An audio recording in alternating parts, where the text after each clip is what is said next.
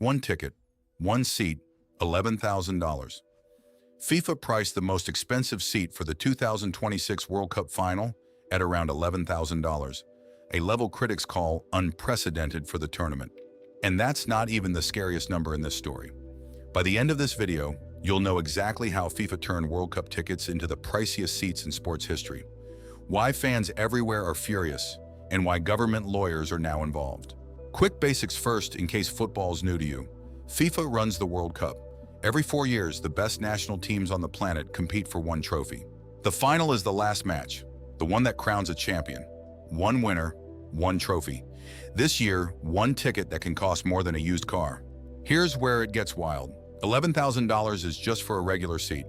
Want to sit front row, right by the field? That spot in the lower section costs more than $30,000. For one game, not a season. One game, now the part nobody saw coming. On FIFA's own resale site, a handful of final tickets popped up listed at almost $2.3 million each. $2 million for 90 minutes of football. FIFA's president actually laughed this off in public and joked he'd personally buy a hot dog for anyone who paid that price. So how did prices explode like this? The answer is something called dynamic pricing. Prices shift based on demand, the same way flight prices or surge pricing on a rideshare app work. More people want it, the price climbs in real time. Football fans had never seen this used on the World Cup before, and it didn't just affect the final. This wasn't only a final day problem.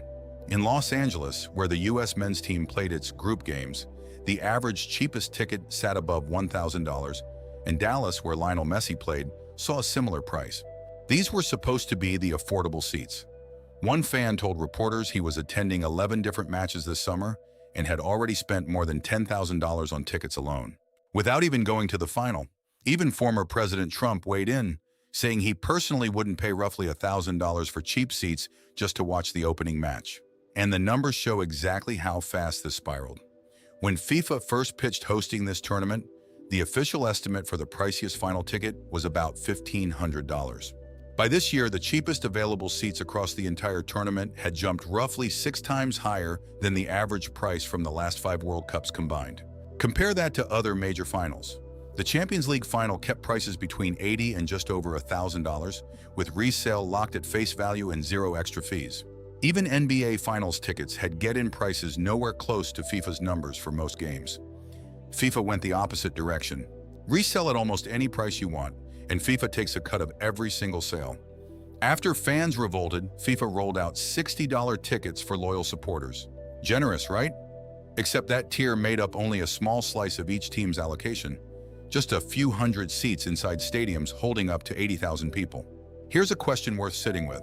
FIFA describes itself as a not-for-profit organization, yet it expects this single tournament to bring in more than $11 billion in revenue. That question matters because it's not just fans asking it anymore. Attorneys general in New York and New Jersey have opened a formal investigation into FIFA, looking into whether it acted like a monopoly, the only seller in town, free to set whatever price it wanted. And right before kickoff, the cracks really showed.